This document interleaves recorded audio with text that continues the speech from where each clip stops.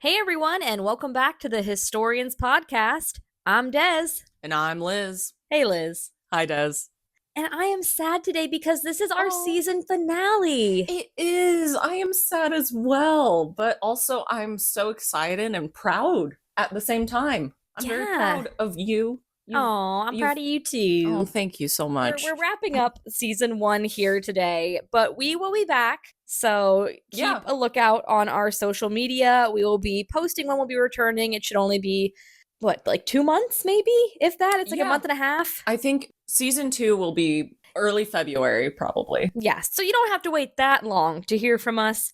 It's just so that we can kind of enjoy part of the holidays and do some more deep research, have a sabbatical of sorts. Yeah, and also I've personally found some subjects that for our turnaround, I want to be able to actually do full-on absolute justice to these subjects. Right. I feel like I've done justice to our subjects and everything, but these are bigger topics and I want to dive deep. And it takes time because we care about our sources and the research quality that we perform. Some topics require a little more time, and the perfect time for us to do that is over our break. Yep. And so I'm excited. I'm excited to dive deeper. And also I'm excited for this week's subject because what the heck?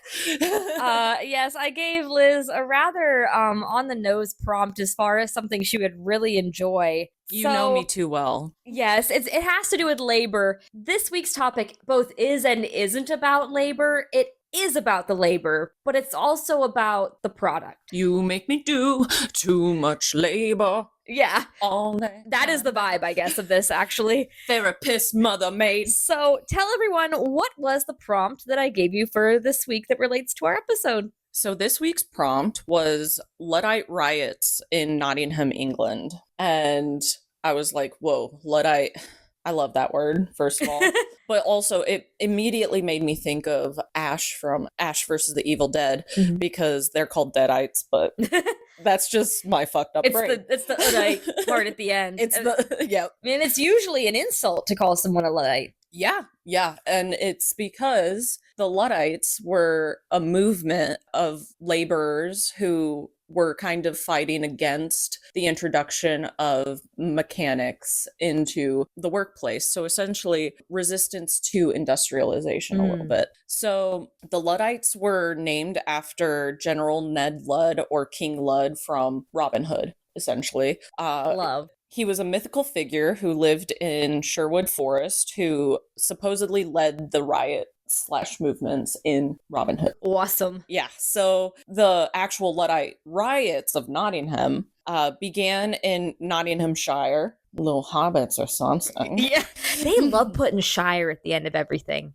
Well, it as you were saying earlier, it's like town or ville. Townville, like we have so many villes, and burgs. Burgs, yep. So it began in Nottinghamshire in 1811, and it was a movement of laborers and skilled tradespeople who wanted to get rid of the new machinery that was causing unemployment as well. It was kind of like with the modern day move for automation, where it's like we can see the advantages of we can see the benefits of it, but also we can see the glaring reality that is they want to get rid of laborers, they want to get rid of workers because of their bottom lines, because they don't want to pay people to work and live.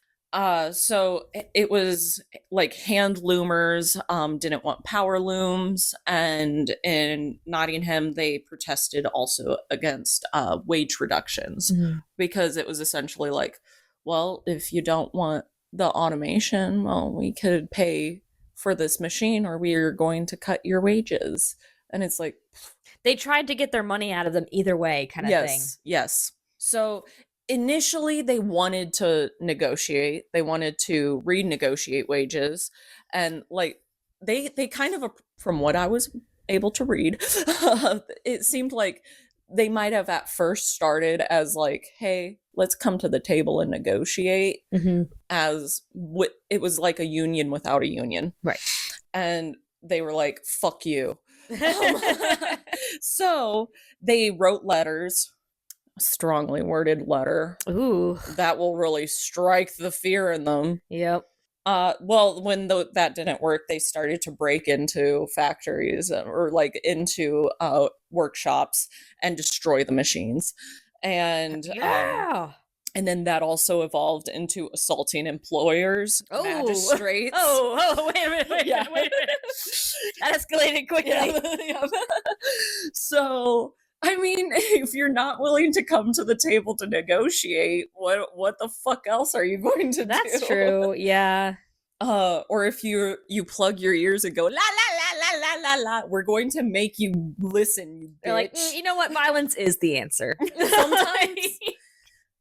Hey guys, as a labor historian, sometimes when people plug their ears and go la la la la la la la, it's the thing that will make them listen is a slash tire. Yeah, I was gonna say turn their car over, or like they close their eyes, plug their ears, and start going la la la. Well, guess what? They have one more sense that is not plugged up, and that's their nose, and you should break it. Yeah. I'm sorry, I knew this would get you riled up, but it was kind of on purpose. I wanted to poke the bear a little. Poking the bear. I'm trying to be passive. I'm trying to be a passive girly. I'm trying to get you excited about something that I honestly think otherwise you would not give two shits about. I care about weavers and textile workers who objected to the introduction of mechanized looms and knitting frames. They initially wanted to renegotiate their working conditions. Okay, first of all, I have to tell you, one of the things that I remember, so my mom would get these random ass VHS tapes, and I think that they were from a production company that probably were like a Christian production company. Right, yeah. But I loved these tapes. In it, and this might have radicalized me. In it, one of them was like around this time period. Well, not this time period. It was late 1800s. So it was during the height of the industrialization of the workforce. And so I remember watching this, and it had child workers working in a loom or mill, and the loom, the kids were sent under because they had the tiny hands. I've seen that before. Yeah. And so a lot of times these girls had longer hair. They would get scalped. Yoink. Yeah. They would get scalped because they wouldn't turn off the fucking machines. No. When they sent the kids under to fix the machines. No. And that what is that called on a loom? It's the shuttle? Exactly. The shuttle, yeah.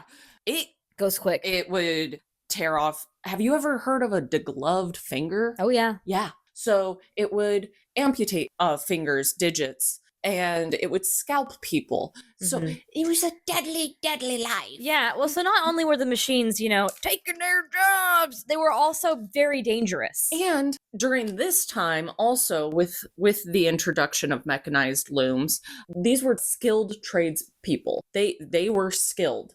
So also with the introduction of these powered ones, you take off a digit of a skilled worker, they're fucked for the rest of their lives. Yeah. Their families are fucked. Yeah. So anyway.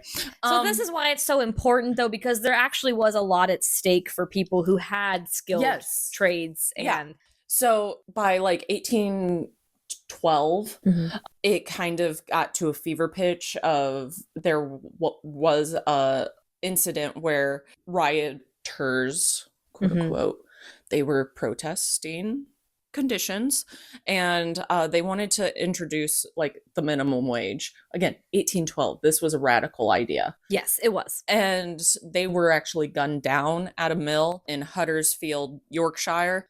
The army rounded up Luddites to be hanged or sent off to Australia, because Australia was a penal colony at that time. That was where they sent all the undesirables. Yeah.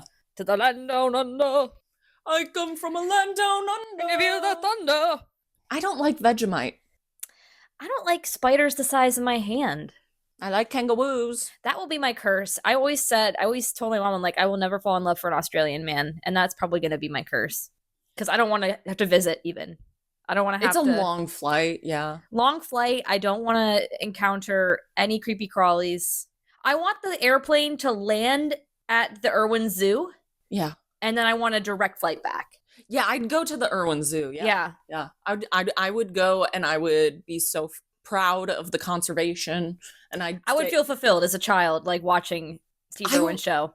I was in a TGI Fridays when that news popped up. My mom I was so in love with him. My mom had to sit me down at the kitchen table and be like, hey, before you go to school today, I need to let you know. Yes. And at that time I was like, oh, okay. Cause like I didn't really know how to deal with death, but like I was sad later. Yeah. But I remember watching that funeral. Oh, I digress. Anyway. So was that everything you had? Yes. Okay. So this week's episode, without any further ado, is Honiton Lace and the English lace industry. Fun fact. So we just started watching Dr. Quinn Medicine Woman. So Jane Seymour would actually, anytime that she went over to England, she would grab lace for the set because it was accurate English lace. We're going to talk a little bit about that. Okay. Fun fact. We're going to delve into that. I mean, maybe she was purposefully buying English lace. Honiton Lace is no longer around. Oh, yeah. Most English lace actually is no longer around. Really? Yes. So this is going to be a discussion as to why that is. And also shout out to the author of The Dress Diary, Kate Strasden.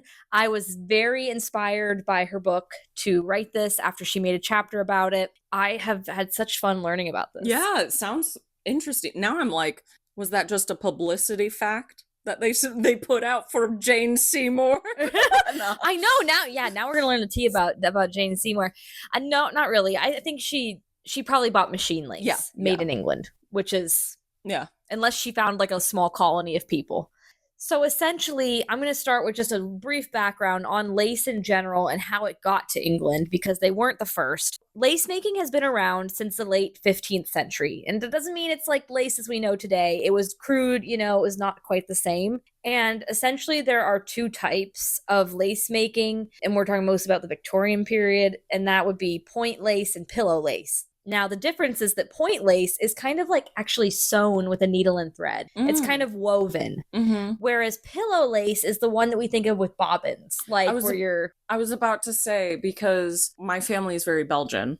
And they were well known for their lace. Yes. And so half of the family was like Walloon. And so they spoke Flemish. Cool. Yeah, we're going to talk about Flemish lace. So they were like Flemish. So they would make Flemish lace. So it's a very time-consuming process. By the late 1500s, lace making had begun in England, and this is possibly due to an influx of Flemish refugees. They were escaping persecution, and a lot of sources will say that this is what kind of kick-started the lace business in England. It's beautiful lace. Yeah, I mean, they all look very different. Yeah.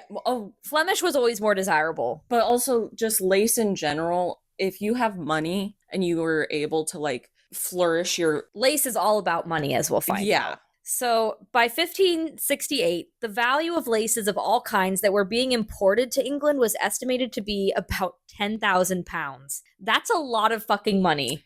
1568. Yeah, that's like $1 million industry, essentially, plus of lace coming in to the country. It was very, very popular, both men and women. For a very specific fabric, essentially, where it's, or like not fabric, a textile. Yeah. Both men and women would wear it, so it had more buyers, essentially, as well. And this, too, we see with like Queen Elizabeth, the big flourishing collar. Yep. Those required lace, and it required a lot of it. So the more lace you had, the more wealthy you certainly were. And by 1626, there was about 20,000 lace makers in England alone. Damn. It was a big industry. That's everybody and their mama. Right. And this was usually done at home. It was a cottage industry.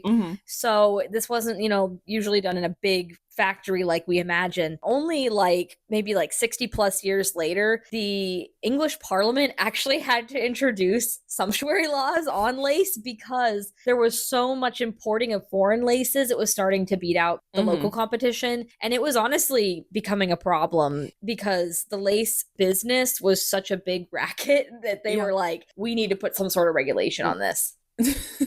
Damn.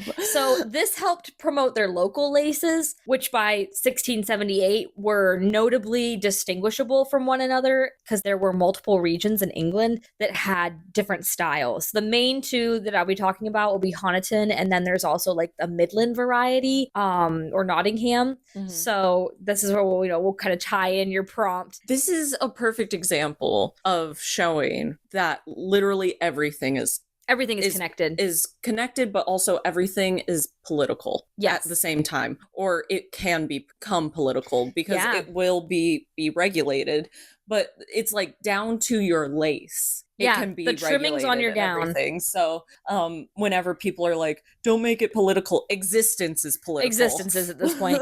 So Honiton lace specifically was distinguishable by 1610. That was a very notable style, and people could easily tell the difference between it and something like a normal Flemish lace. So what the fuck is Honiton? Where the fuck is Honiton? It's a weird ass name. So I've been haunted a ton. But I couldn't tell you where Honiton is. So Honiton is a town in Devonshire, England, or just Devon. And it's on the southwestern portion of England. So I put a little map there for you. And there are other towns in the Devon area that would also make the lace. It's just usually called Devon lace or Honiton lace. They just call it that anyway. The Honiton variety was the most predominantly popular. Devon. I don't know. I'm just picturing like a little white trash kid named Devon. Yeah. Devon. So there was Beer, Sidmouth, Exmouth, and Branscombe. Those were all also places in Devon that had a lace industry. And this was specifically a cottage industry, which meant it was women at home making it in their spare time to make supplemental income. And, that was very helpful for them. Each style of lace looks very different. And Honiton itself is specifically known for its floral-inspired sprigs. Now, what a sprig is it's the tiny design of like a flower, a branch, a leaf. I have some on the screen with like the edges around. This actual screen lace is Honiton lace. Oh, cool. So it's the actual floral element, and then these sprigs would be sewn onto what was called a ground or a net. So that would just be like if you had like a lace glove, not all of it is that frilly floral pattern. Some of it's just like a mesh, and that would be the net. This was usually made from what was called skip thread. So the skip meant that it was a certain thickness. So Honiton specifically was usually 12 to 18 skip. And in the early days, this was done with a linen thread, but this was not great because lace with linen it doesn't work very well. It's better with cotton or silk. And the problem with English linen thread was that it was already inferior. English linen, it was made of the crop of flax was not as nice as other countries in mainland Europe. So they were, one, already working with linen, and then two, working with inferior linen at that. So Honiton lace was not generally preferred by the, aristocrats because it was not as fine a lace, and it also did not wash up as well because of this inferior flax. But didn't matter to the British. Most aristocracy bought Flemish product anyway, and so they didn't particularly care about Honiton, and it just came in and out of vogue essentially. But everybody wanted to wear lace, even if you were not super rich, you would want like a little teeny bit on your dress or your handkerchief. So, I'm just a girl. I'm just a girl. I just want something pretty. I want to flourish. But Honiton lace did have some things going for it at this time. One, it was not as easy to imitate by machine, but it could be done. So once we get towards the 1880s, that's when things start getting easier to kind of completely copy it. But in general, it was a little bit more difficult than other varieties to imitate. It also, the town was in a convenient location for a staging post for coaches going to London. So the dealers were able to get it to the capital faster. Yeah. And able to get orders out. Right. Yeah. It was much easier for the flow of goods. Yep. And by the 1630s, Devon lace was flourishing. Now, the problem for Honiton and slash Devon lace was that it was doing really well up until like things get rocky around the 1800s. Don't they always? Don't they always? It's always right around the turn of a century. And then right at the middle, you might figure it out. Maybe. And then it starts falling apart again. Oh, that's beautiful. So I put up here on our slide, this is an example of Honiton lace. When I look at this kind of lace, I think it's very unique because it almost looks fabric-like. It's very tightly woven in some spots and then not in others, and it kind of gives it a natural shading almost to the sprig. It literally looks like shading. Yeah. It's really neat. I thought it would be important to kind of show you like what specific type we're talking about. And then this is how it's made. So this example they're making on there, I don't believe is Honiton, but this would have been the setup. It's a pillow lace. You would have about 4 dozen bobbins. Yep. And those used to be made from bone. It was called bone lace. But now in the Victorian era, you would have a mix of bone, but mostly wooden. And they would often be decorated to the woman's taste. Some had like funny phrases on them. Some were like, oh, make him mine, like little Valentine sounding ones. They made good gifts, and they sentimental-wise. And they say they out loud witchcraft. I'm putting good vibes into my lace. Yeah. With my bobbins. Oh my gosh, I love it. It's super cool, but I thought just to give you an idea how intensive it this could get. gal liked cheetah print. It was just the wood grading. Yeah. But it's like she liked a print. Yeah, and when they would follow a pattern to make this, so they would put pins in the pattern on the pillow, and then they would try and, you could replicate patterns through that. It was very neat, and it took a lot of attention to detail, but it had so many fucking problems in this goddamn industry.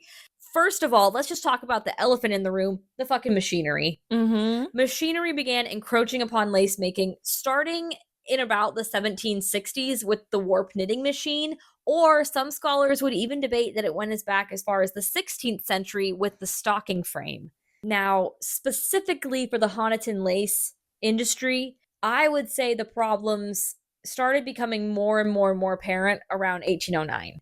This was when John Heathcote made the bobbinette machine, and so it could make the ground or netting without the sprigs on it, and then people would just need to sew on the sprigs. And they did that, but it made things worse for the laborers because the price of their labor was going down. And that is when we started having things like the Luddite riots. Yep. In 1811, and that, people did not sit by passively when this was happening. And in 1813, John Levers made the Levers lace machine. Now, this was a problem. This was the worst of them all because machines at this point had completely lowered the price of labor. It could absolutely imitate lace, and it made it hard to distinguish handmade versus machine lace. So people would go to the stores and they would say, oh, well, there's 2 examples of lace in front of me. One is $2, the other is $7, and they look the exact fucking same. I'm buying the $2 one. Yeah. So that, made it extremely difficult for them to make any more money.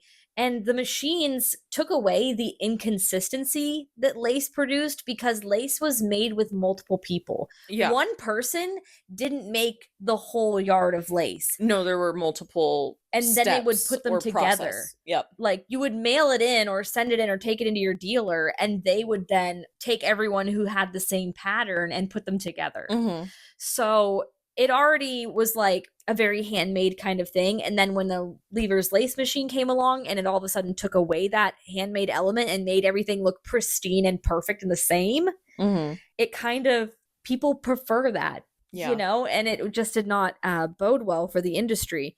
So people did not sit by while these machines took their jobs, as Liz let us know. And that was why I wanted you to touch on it, because I wanted it to be like, we've tried to fight the machine multiple times. Can't say that we've won that battle at any point. No, but also I do want to touch upon the fact where it's like, it's not that workers want to completely fight against innovations and advancements in technology. It's the fact that They don't want to be treated worse because of it. The business people are willing to piss down their backs and say, well, fuck you and your family. Yeah. I'm able to save money and also make more money because I bought this machine. It's a lot less daunting to deal with than you and your family. Well, it also created more problems than just that. This was a woman's industry, and because they switched it to a machine industry, it became a man's industry. Those bastards. Because men were supposed to work the machines. That was their labor, was working the machines. Yeah. And so it took away the skilled labor of making it by hand with the women, and it put it on, this is now a men's industry. Yeah, which is also insult to injury with it. Which is also another thing, because people say for like typical roles, like women weren't always in the workplace, and it's like, really, women being out of the workplace has been shorter than women being in the workplace, because they took women out of the workplace, quote unquote, because they don't acknowledge those cottage crafts as work. Yeah. When I read a lot of sources about that people don't consider handicraft like skilled labor, even though it's a craft. Somebody really, there was a lack of research in this area. Somebody really needed to do gender studies on this topic, because I think I found maybe one and it was super outdated. Oh, so free topic to anybody, if you need one for your thesis. But there was more problems than just the machine. Mm-hmm. Trade with America affected the price of lace in England because they imposed heavy duties and tariffs on it by the 1880s. Mm-hmm. Other foreign laces were kind of preferred in fashion at that time, and it was becoming, depending on what year it was and who was in power, it would become either less expensive or more expensive to buy local. And so that kind of hurt their industry, especially around the 1880s. I think the US had like 50% tariffs because they were trying to protect their industry. Yeah. And another problem was that lace was often sold to dealers and then sold to the city, meaning the lace workers received less pay because they were selling it to the middleman instead of consumers. Mm-hmm. And because the women couldn't leave their house for a week and go to London. No, to they hawk couldn't. Lace. Yeah, they couldn't. Yeah. Yeah. You're going to get so pissed. I don't want There's so many problems. Another thing was that there are ways you can try and overcome these difficulties. And it seemed like every time they tried, they got knocked down. So one woman said that she was forced to keep using her old lace patterns because when she tried to make new designs, people wouldn't believe that it was handmade. They assumed it was a new pattern made by a machine. Yeah. And so they refused to pay the price tag because they thought someone was trying to pull a fast one over on them. And that too is that new designs could always be pirated. You could make a design from wallpaper. All you needed was that like trace paper, and you were able to make a lace design from it. And so there was no incentive to hire lace designers. Yeah. You could just steal the designs. They were stealing IP all the way back then. All the way back then, they were stealing IP. Another huge problem, I'm just going to keep saying, and another problem, and another problem, and another thing. Another problem was a kind of a good thing, but also not good for this industry, was that there was the Elementary Education Act in the 1870s, and this effectively shut down lace schools.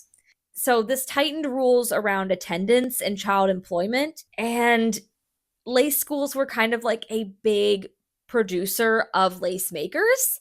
It taught you how to make it. Were they essentially like a crafts school that we're going to go into it, actually. Okay. So that I thought was a fun rabbit hole. I don't want to make like sweeping assumptions about lace schools, but my immediate thought was that it was probably like girls sent off to learn a trade or You're craft. So good at this. You're gonna love this next slide.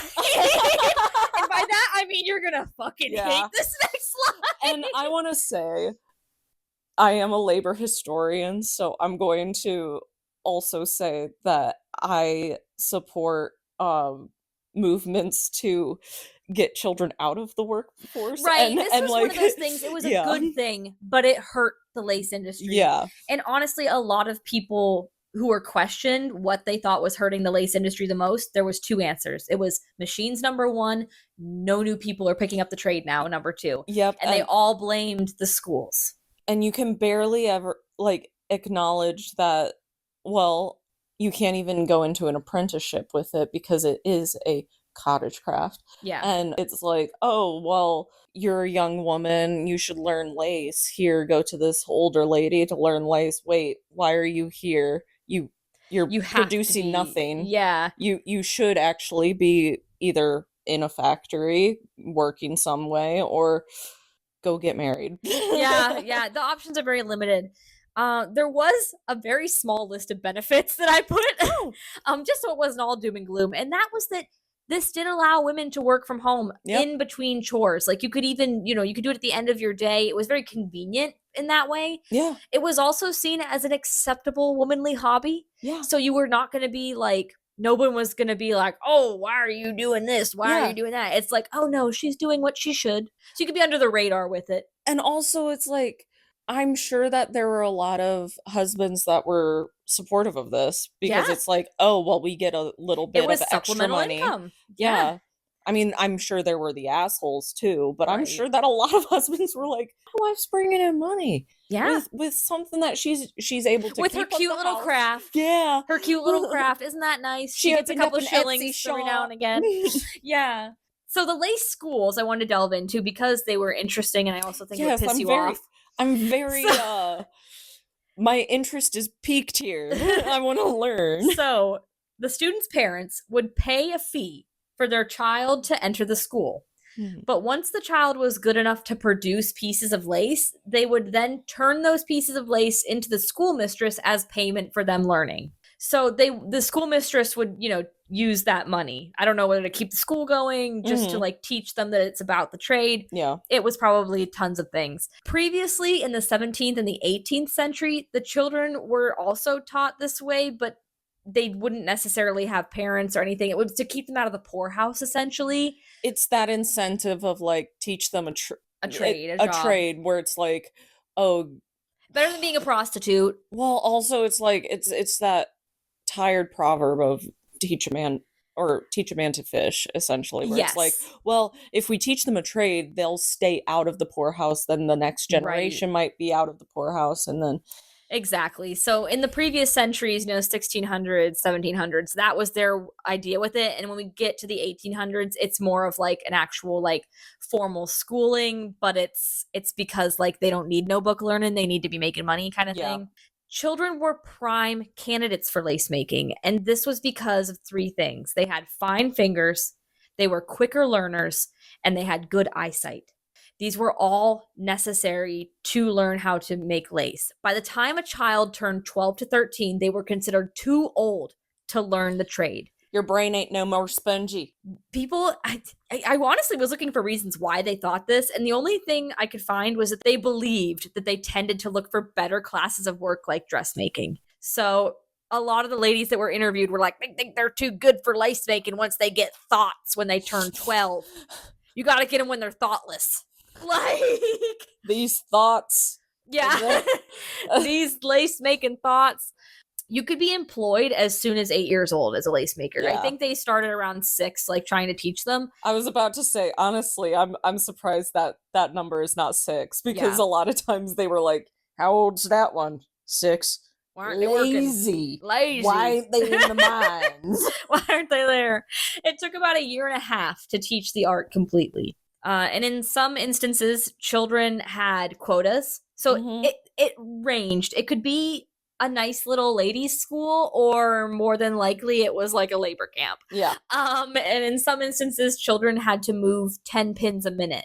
So they had to work quickly, essentially, and that would mean like 600 pins an hour. So they were cranking out lace. Damn. Yeah. And the lace industry itself experiences a lot of ebbs and flows over the 1800s.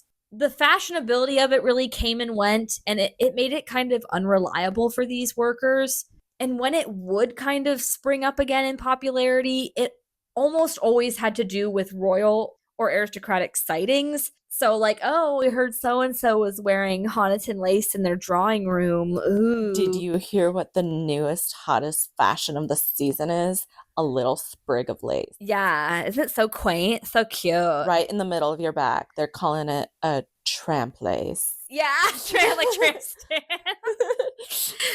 So lace stamp. Yeah. Lace stamp. It was like that. Yeah. By the turn of the century, so right at the beginning of 1800, in the very beginning years, there were only a few hundred lace makers left in Devon. It went from 20,000 in the 1600s to only a few hundred. And they dramatically dropped further and further as the 19th century progressed. So one woman was quoted living in Ottery. She stated that she went from employing 300 women to 6 in 1888. Wow. Her labor force went down that dramatically. Whoa. That's insane. It's insane. And to give you like an idea of like what this labor was worth, it's estimated that a lace maker could make about 3 shillings a week. So that was about $9 to $12 depending on the year in the 1800s. Mm-hmm. That was not a lot. That was not a crazy amount, but it was... How much was lace? It really depended. Yeah. It really depended. That's the thing that I'm talking like it could be, like 1 shilling to hundreds of pounds. Exactly. It depended on how much you wanted. It's like how fine. So they can sell the product for this amount of money, but they're only willing to pay a person $9 to $12 for a year. Yeah. Yeah. So essentially you're like, oh, well, at least I can buy my McDonald's with this. For 1 week. If that. So I wanted to highlight some of their best seasons that they had, because there were definitely more not so great seasons than there were best seasons in the 1800s. My personal favorite was Queen Victoria's wedding. To her first cousin. She loved that man. I mean, she was spinning on it. Yeah, she was. And then she said, fuck them kids. Yeah. So she specifically was a really big lover of Honiton lace and wanted to be a patron of all English laces. So she commissioned for her wedding veil to be made, and wedding dress as well, only to be made of English laces. Mm-hmm. So her wedding veil was made of Honiton lace. And the thread was so fine, it had actually been discontinued. Like, wow. It was the finest Honiton thread you could possibly get. And so after the 1840s, or 1840 itself, but like going into the 1840s, that was a really big season for them because everyone was like, oh my gosh, the Queen's wearing it. Well, I mean, think about like with Princess Diana, once that mile-long train came out, everyone's wedding dress was a long train. Yeah. It sets the tone. Yep. People were quoting that around 1878-ish, there was also a little influx. I think somebody wore it in their drawing room like a duchess. Yeah. And people, again, were like, wow. And then in the 1890s, there was another influx of interest in the industry as it was kind of dying. Then I have a fun little fact or fiction. Nobody really knows if this is true or not, but supposedly Catherine of Aragon, when she was sent away, the village that she was exiled to was like really into her because she would burn all her lace and just have them make her more. She wanted to like keep the industry going. Interesting. So we don't really know if that's true or not. I just thought it was kind of an interesting little tidbit. Catherine of Aragon, the Catholic wife of King Henry VIII. Yes. Yeah. Wow. Interesting. Yeah. But also that was when they had a lot of people in the lace industry. Yeah. So that, they didn't need it as badly then. Queen Victoria was really the one pulling for them. A lot of the aristocracy were, and we'll discuss that. But this is a picture of the veil. This is the only image I believe we have of just the veil. People have tried to recreate it, and it's impossible. It's beautiful. That's her wedding dress as well with the veil. And then in person, the dress now. It's beautiful. I think that she was even shorter than you. Really? She was a very, very small person. 4'11". I love her. I feel like she's like my celebrity lookalike. Honey, love yourself. I think she's beautiful. Okay. When she's younger, once he died, she kind of. I mean, girl, why would you? She was a British monarch. Get that out of your mouth. Okay, fair. In this household? I know. I need to read the room. You lost the room. I've lost the room. Okay, guys. So here's the fun thing is why people have never fucking changed. Because in the late 1800s, there became a movement of nostalgia for the countryside. because they wanted to move away from the cold, mechanical, and impersonal world of industrialization, and they longed for the countryside, and therefore there became a desire to preserve its virtues. There was a mass migration of people at this time into the cities for work, and this kind of made people really nostalgic, longing. Gosh, why can't we just go back to simpler times? How many times have we said this? Gosh, can we just go back to simpler times? Bitch, they were saying it back then, too. Oh, yeah. And ours is a little bit different. We want to go back to letter writing and... not even, I want to go back to the woods. Yeah. I want to go back to the trees are speaking to me again. I want to go farther back than they did. I want to go back to the moon decides what I do. So you're going way back. They just wanted to go back to the non-industrialized time period. They wanted to go back to agrarian times. Yes. Yeah. That was very romanticized is a good word. Fun fact, the Nazis liked that too. They wanted to go get back to like the warrior farmer. It's happened time and time and time again. We are always creating more problems and wishing we could go back to before that was a problem. So things in art started to change. I wish people could see my face right now. You are scrunched up angry. So art changed. We have Impressionism and Art Nouveau. They're all very like nature-based. You know, you can see that longing in there. Except that I really love Art Nouveau. Oh, I do too. I'm just saying it shows the nature comes back, as well as some of our pre-Raphaelite friends. Now, William Morris wrote something called The Revival of Handicraft. And this was essentially almost like a socialist reading of like why capitalism is making things crusty and industrialized and why it was better to produce handicraft the way it was before. And if William Morris sounds very familiar, it should, because William Morris was the husband of Jane Morris, who was the muse of Dante Gabriel Rossetti, who leads back to my favorite fucking person, Fanny fucking Cornforth. Yeah, bitch! I love that everything's connected. I love that you're finally seeing the pristine threads of the web that is history. It's all coming together. Also, I was literally about to ask you, whose wife was he fucking, or who was fucking his wife? So to our listeners, if you haven't listened to our Fanny Cornforth episode 1, you should. Oh, it's a whole vibe, but it's just a good example to show how everything's connected. William Morris, was very famous in his kind of advocating for the revival of handicraft, and he himself was a textile artist, a poet. He was in the pre-Raphaelite movement, and we discussed the pre-Raphaelite movement in that episode. So I wanted to tie it back and also have this funny slide of Fanny, because I just love her. Oh yeah, she we're was Dante's Fanny fans here.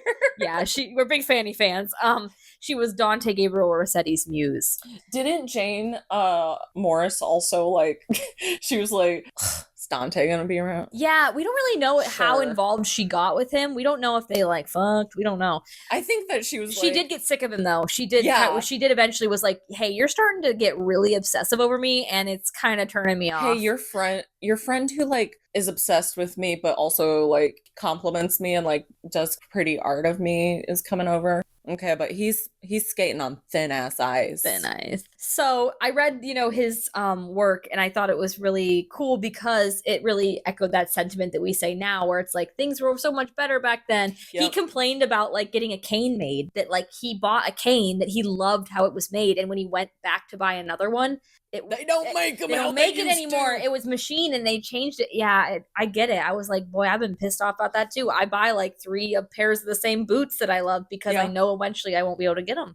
Yep. So another important... Capitalism strikes again, boys. Truly. So at that pivotal point of the 1880s, where people are really starting to feel this nostalgia, up springs something called lace associations. And a lace association was an organization that was ran by philanthropic women of the leisurely class. So people who wanted to give, donate money, have a cause. Patronage. Yes, patronage. Essentially bringing back patronage. Yes. And so this was kind of very beneficial for these high-class women because it allowed them to channel their energy into a respectable cause, and you could acquire public notoriety. It extended their limited horizons while appearing compassionate. Mm-hmm. And it was this way to revitalize the countryside. So they were patriotic as well. Yes. The English lace, or the American way.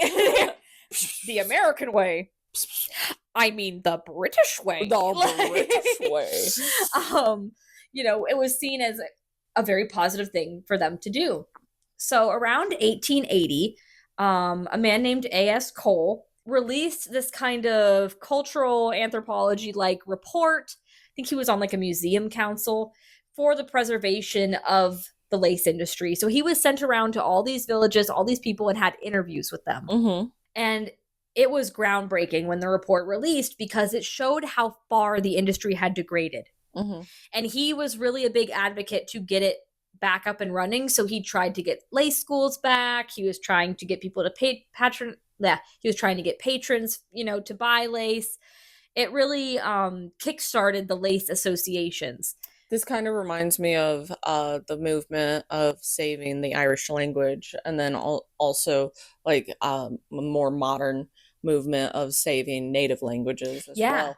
But this is once somebody became aware, they were like, oh shit. And it's like, well, it's okay to acknowledge that something culturally is very important. It might be deemed by modern people as like, it's not important and everything, but it's like, this is for humanity. We need to save it. This is one of the cool things that humanity cultivated. We should keep it. We should appreciate keep record of it, and we should appreciate it. So So that was what these ladies were all about. And patronage was not an entirely new thing, like you said. Many of these old money ladies were already buying their preferred types of lace regardless of their popularity. So if you liked Honiton, you were a Honiton girly. You were going to buy it anyway. So they were like, well, I might as well. Hell. This makes me think of like the richer people going into the store and then being like, going out of business sale, whatever for? Well, I just can't keep it open anymore. Well, then we need to start a movement and everything. It finally inconveniences them. Right. Well, and if you think about it, the only way to distinguish your class from somebody else's class is oftentimes the goods you can procure. Mm-hmm. So even if you can't tell the difference between the types of laces being handmade or machine made, you're still going to say, oh, it's handmade in Devon. Oh. Yes, it's true English lace. Only the real thing for my family. But this enthusiasm, essentially... Get the Devon lace! Philip! Only the Devon lace! Only lace from Devon! And this, enthusiasm became a topic of interest in the press and fashion magazines. So it was kind of like, the hot thing to be, philanthropic with. Mm-hmm. So it started off earlier than the 1880s. It kind of was getting revved up, and that report kind of like blew everything out of proportion. So in 1874, Rose Hubbard established what was called the Winslow Bucks lace industry. And this employed 70 to 80 women, and they were all between the ages of 12 and 80 years old. And this was in the parish between Bletchley and Buckingham. So this is more like the Midland lace I was talking about, not necessarily Honiton, because I wanted to kind of cover a little bit of all of England's lace. Mm-hmm. And then in the 1880s, these would often be ran as businesses, essentially. We're going to kind of cover the business model. Yeah. So in the 1880s, Mrs. Harrison, wife of the vicar of Pollarsbury, started the Pollarsbury lace industry in Northamptonshire. And she would sell the laces to the Ladies' Work Society in London, and this actually gained the interest of Princess Louise and the Duchess of Edinburgh and Princess Christian. So a lot of royalty higher-ups really loved this movement. Cole's report essentially accelerated this response to the dyeing industry. So then after that, we see things like in 1891, the Midland Lace Association was formed, and there it was more fleshed out at this point. This was more like a very high functioning business, and they had a mission, and that was to aimed to improve local manufacture of lace and provide workers with greater facilities for the sale of their work and to get them at better prices so that there's no middleman anymore. The lace makers will be getting the money. Direct to they helped facilitate. Or like direct to consumer. Yeah. And essentially, the way they were formed was that there was a working committee that was made up of general list of subscribers whose contributions would then be used to help pay for things like postage, buying up stocks of lace, and advertising. So it was kind of, they structured it so that it wouldn't fail. Mm-hmm. And it took about a year to become self-sufficient.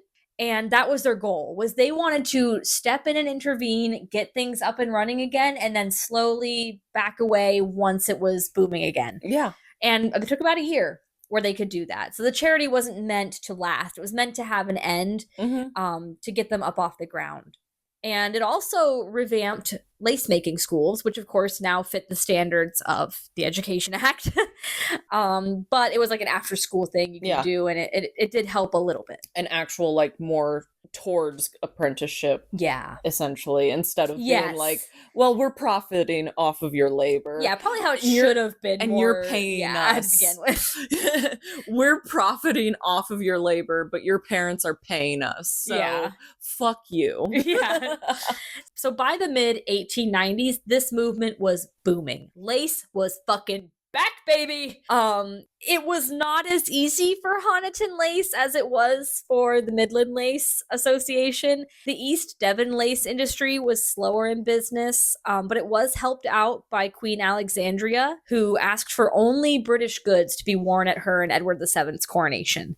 So they did eventually get going. I just don't think the Honiton ones ever did as well as the Midland Lace. For whatever reason, the Midland was more popular, I guess, and it just depends how they might have had a different structure as well. So essentially there was some interesting... Just whoever was in charge of the company might have had better relations with higher ups. Yeah. The Midlands was also closer to London too, so they didn't have as high cost, I guess, for transportation or high stakes. But speaking of stakes, there were some interesting complexities to how lace associations function. And that was that the lace associations paid for the lace upfront, and therefore they bore all the risk of enterprise. When they received the lace in the mail, it could be shit. Yeah. But it's already been paid for. Yeah. And this happened quite a few times. We're specifically very adamant that the work had to be of the finest quality. If you were going to be in a lace association and you wanted to revive this industry, you had to compete with the machines. Yeah. So you better make the best quality lace possible. Now they're giving them the threads. They're supplying them threads at a good price and stuff so that they can afford the best quality materials. They have to hold up their end of the deal and produce the finest quality that they can make. This wasn't a huge problem, but it certainly was a problem for people who are like the 80-plus-year-old women. Yeah. They can't fucking see. There was multiple letters I read where the ladies were like, hey, sorry, this is all I can do. Also, it's like lace, especially if they've gotten to this point and they're still lace makers, their hands are probably riddled with arthritis. Yes, and their eyesight can't see it anymore. I don't know about y'all, but if you've ever been to like a Belgian festival or something, there's more than likely going to be lace makers. And it's usually an 85-year-old woman named Gladys, and we love her, and she has a half-eaten like Belgian waffle or sit beside her. Yeah.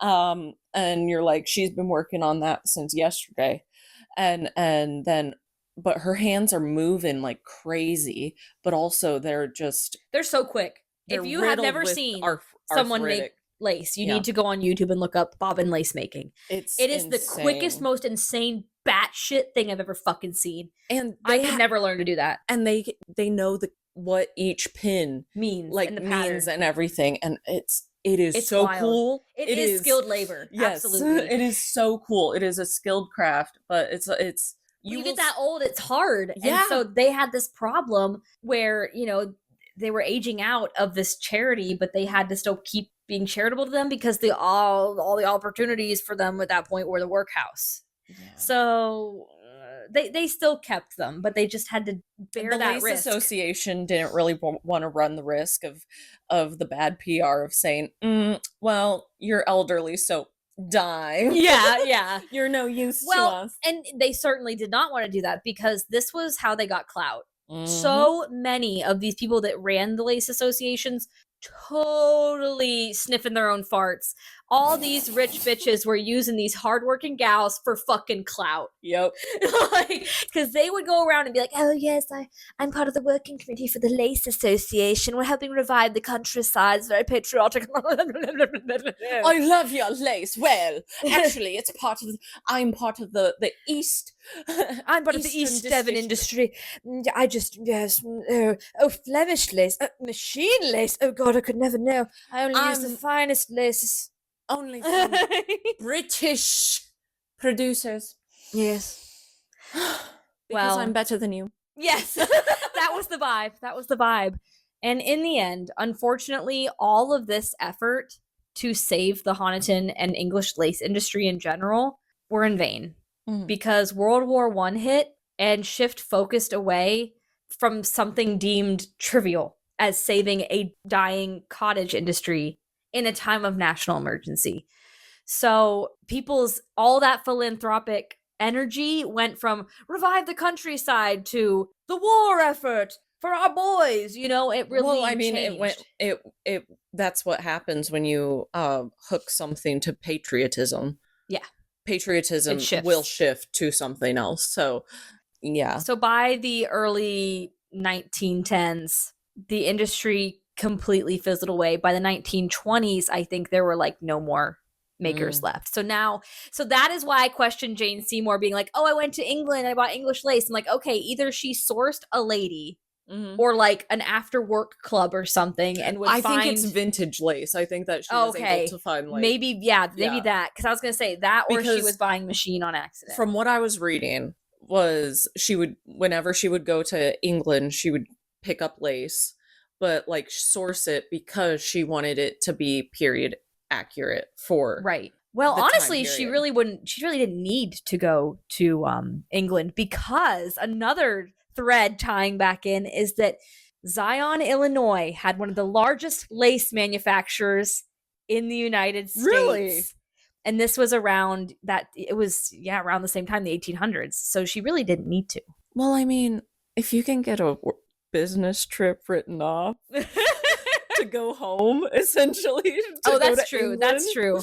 Yeah, I forgot that she was English, actually. So that makes more sense. But I was like, actually, there was a lot of American laces very close to the Midwest. That's in Illinois. So yeah. But she's supposed to be playing in Boston. Why are we talking about Dr. Yes, okay. We're getting off topic. I'm so sorry. Quinn Cage. Yeah, I'm so sorry. We're on a Dr. Quinn kick right now. And it's dominating everything in our goddamn life, and I love it, but also goddamn. So discussion wise, yes, some things that I just thought were what were we just doing? Yeah. Gosh, our last episode, and we're just batshit crazy. It's so on brand. So my discussion topics that I kind of include for the end are things like male versus female craft and the view of industrialization, how industrialization didn't benefit anybody except the capitalist money bags, monopoly types. But it also hurt female handicraft because it changed the job from being a female job to a male job. And here's the thing. This needs research. If anybody is doing their master's thesis, if anybody just is looking for the perfect research topic, I work in an archive, and so often we get sent messages like, hey, come up with my research topic for me. And we're like, no. I'm coming up with your fucking research topic for you right now. It is free on the table. If I don't see anybody make this in 2 years, I'll fucking do it. We need multiple things for research on this topic. One, there is no current research done on the lace associations. The last resource that was ever done, and it's the only resource that appears to be done and accessible online, was from 1973.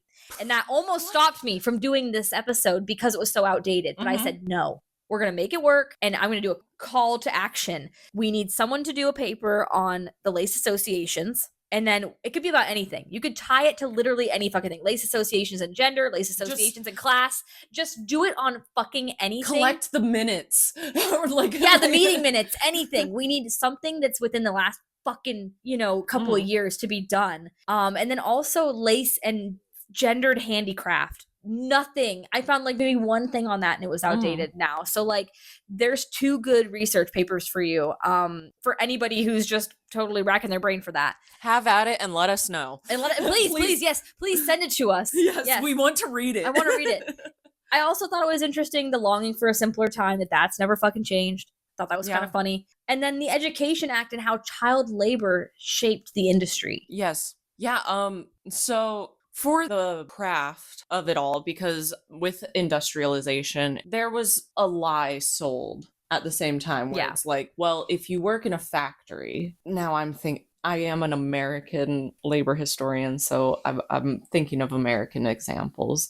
But with the shift of industrialization, it also shifted towards, yes, there were women who worked in factories who worked those jobs, but it was also that slow shift towards women are the homemakers. Yeah. Women are supposed to only do that. And raise the children. But also throughout history, a lot of percentages of the population kind of poo-pooed that because it's like, well, we can't fucking survive that way. Okay. So women should be pregnant in the kitchen. Honey, I've been pregnant and in the kitchen and working 12-hour shift. Okay. Yeah. I'm now, the 13th generation. Right. What I love about this is that it's something so simple. I go into your closet. I guess if you're a dude, it's less likely that you'd have any of this. But like if you're a girl, go to your closet. How many things do you have that are trimmed with lace? How many items do you have that have that little bit of something on there? It's such a tiny, minute detail of life, but it branches out to gender studies, to man versus fucking machine. It's this whole battle. It's this whole history that goes back to the fucking 15th century that this was been started and done and was deemed as like a high class product to own. It ties into everything. Yeah. So and I want to do it. It's the devaluation of labor, devaluation of art as well, because handicraft versus art kind of thing. And also which I think craft is art. I mean, but like the 1500s, it's like artists still had patrons, wealthy patrons. And granted, artists have always been poo-pooed on, but they were also still appreciated. And that's the thing. You should not be allowed to appreciate something while also devaluating. Right.